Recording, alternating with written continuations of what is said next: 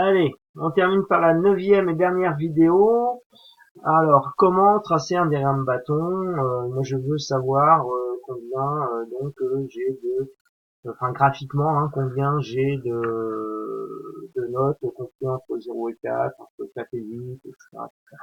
Donc, je vais me servir des centres de classe finalement et de l'effectif. Donc, je vais sélectionner, et ça c'est important de sélectionner les titres, sinon ça sert à rien de faire des titres. Hein. Donc, on sélectionne les titres, vous verrez c'est important pour automatiser les titres sur un diagramme. Donc le diagramme, c'est ce symbole-là. Donc vous allez chercher ce symbole-là. Il nous propose par défaut un diagramme donc colonne. Donc ça m'intéresse. Attention, c'est pas un diagramme, c'est pas un histogramme. Hein. Donc c'est un diagramme colonne. Donc ce diagramme colonne, si on regarde l'assistant et puis la visualisation, donc je m'aperçois que ici, je vais redire, si je peux le faire, j'ai les choses, j'ai les centres de classe et j'ai les effectifs dans le même diagramme. Moi, ce qui m'intéresse, ça m'intéresse pas. Je veux uniquement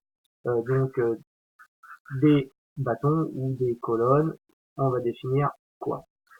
Donc, les séries des données sont en colonne. On ne voit plus, mais mes effectifs et mes centres de classe étaient bien en colonne, donc ça c'est bon, et c'est pas en ligne, sinon ça donnerait des trucs infâmes, ça, voilà, on aurait autant de lignes. Donc, mes séries sont en colonne. Première ligne comme étiquette. L'avantage de la première ligne comme étiquette, si vous vous souvenez, c'est mes titres. C'est marqué centre de classe et effectif. Ben, on retrouve du coup ces titres ici comme légende. Moi, ce qui m'intéresse, c'est d'avoir uniquement donc les notes. Donc ici, je vais définir la première colonne. Si vous vous souvenez, c'était mes centres de classe. Donc si je clique, ben, je me retrouve, alors je vais faire la place, je me retrouve ici avec une première classe finalement, hein, avec le centre de classe, hein, de 2. Et puis si je lis, j'ai 3 notes, qui veut dire en moyenne, qui sont de 2. J'ai ici à peu près 7 notes dans la classe, hein, dont le centre de classe est 6, etc., etc., etc. Donc là, ça m'intéresse. Là, c'est marqué effectif. Donc on sait que ceci, c'est l'effectif. On va voir qu'on peut rajouter des titres à tout ça. Donc je vais quand même essayer de réduire, mais une fois qu'on a fait ça, on ne peut plus bouger. Sinon, non, pas grave, je vais essayer de mettre le masque ici. Voilà, ça va pas gêner. Alors, ça va moins gêner. Donc, une fois que j'ai défini mon graphique, que j'ai ce que je désire, et je fais suivant. Là, en général, je ne change rien. On peut changer la couleur des bordures, etc. Je ne change jamais rien. Je fais suivant. Et là, je peux rajouter des titres. Alors, en fait, il faut considérer que votre diagramme, il va être lu tout seul, sans tableau, etc. Donc, il faut un titre. Ce titre-là, c'est tout simplement des notes, je sais pas, du devoir 1. Note. Je vais mettre note devoir, tout simplement note devoir. Et puis, éventuellement, je peux dire que c'était sur 20. Hein. Voilà.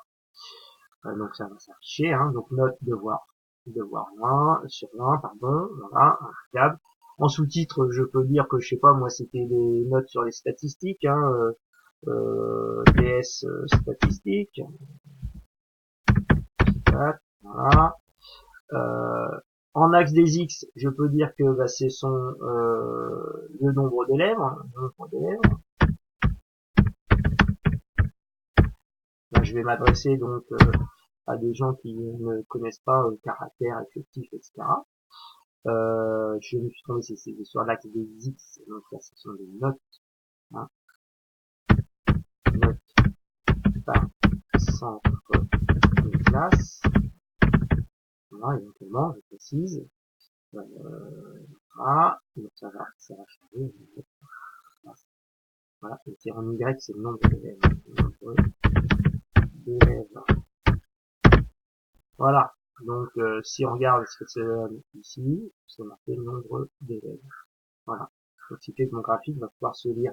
Et là, normalement, j'ai terminé, j'ai suffisamment renseigné. Et éventuellement, je pourrais, l'effectif que je pourrais l'enlever, ça ne sert pas à grand chose. Je peux l'enlever après tout.